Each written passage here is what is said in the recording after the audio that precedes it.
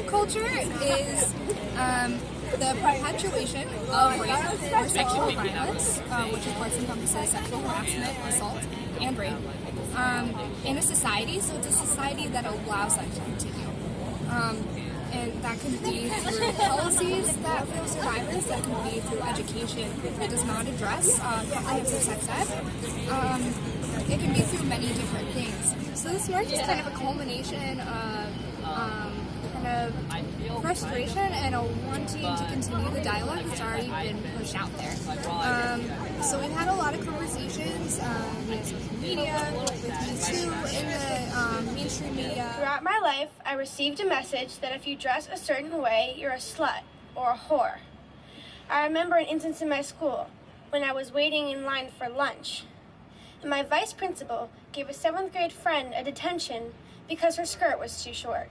But the boys only get in trouble for not wearing a belt, and they don't even get detention. And what happens when we do wear something that we want, that makes us feel good? We get catcalled and harassed. In 4th grade, I was walking home with my mother, wearing athletic shorts that were under my uniform. About halfway home, a couple of boys on the school bus screamed out the window, "Hey, nice ass." I felt ashamed, startled, and really embarrassed. And that wasn't the only time I was harassed. When I was 13, I was raped by a fellow student following a year of harassment by classmates. Instead of valuing my education, adult administrators decided to protect the student who had raped me. What happened to me shouldn't have happened. I continued to have classes with my perpetrator and experienced bullying and continued harassment all throughout high school. I was denied my Title IX rights by my school. I was denied knowing my rights because our education system failed me. I was denied a criminal investigation because I was denied belief, and I was denied belief because of my age. The most painful part of my rape was not the rape itself. It was the treatment of my school and my community after. We need to have a conversation. I know that it may seem like we just had one. In September, we watched the DeVos administration take away our rights as student survivors. In October, we had Time's Up. In November, we had Me Too. And every day up on Capitol Hill, we have to have a conversation again. But we are still having a conversation because we need to have a conversation. In the time that I've read this, somebody else in our country has been assaulted. And in the last 8 minutes, another child has been assaulted. Chances are that person could have been someone like me, someone who didn't know their rights. I remember telling my friends that I said no, but it happened anyway. I mentioned to a friend and she told me it sounded like I was raped. I had never used that word to describe it up to that point, but the facts were there. I said no, but it happened anyway. Of course, I wasn't believed. I was bullied and harassed about it for the next 2 years. They began to doubt me. I began to doubt me. I know now how common that is for survivors. The lack of physical evidence made my case hard to try, and it was eventually dropped.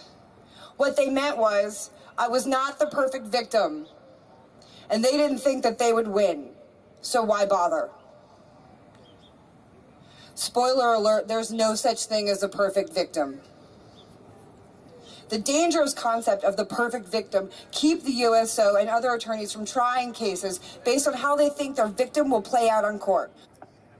There was the headline.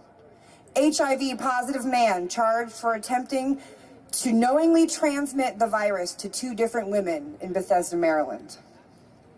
He was sentenced to 18 months in federal prison. Just a reminder, on April 1st of this year, Crystal Mason, who was a 43-year-old black woman living in Texas, was sentenced to 5 years in federal prison for voting while on probation. So there's a great example of rape culture right there. And let me guess, I'm pretty sure she didn't vote for who's sitting in that house. Thank you for being here to fight with me today. And that being said, I hope everybody is ready to march. Their body, their choice. Their body, their choice. Their body, their choice. Their body, their choice. Their body, their choice. Their body, their choice. Their body, their choice. What do we want? Respect. When do we want it? Now. What do we want? Respect. When do we want it? Now. What do we want? Respect. When do we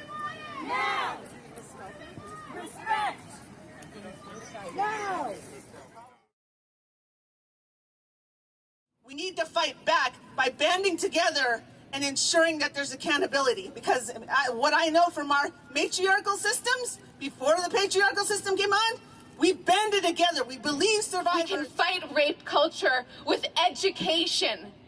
We can fight rape culture with activism. We can fight rape culture with legislation. We can fight it with art and theater and empathy. We cannot fight it with shame.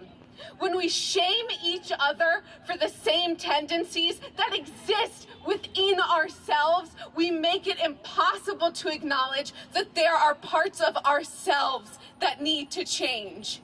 We need to be able to acknowledge that we are all a part of this toxic culture.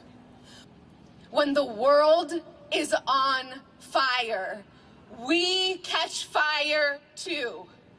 Let's put it out.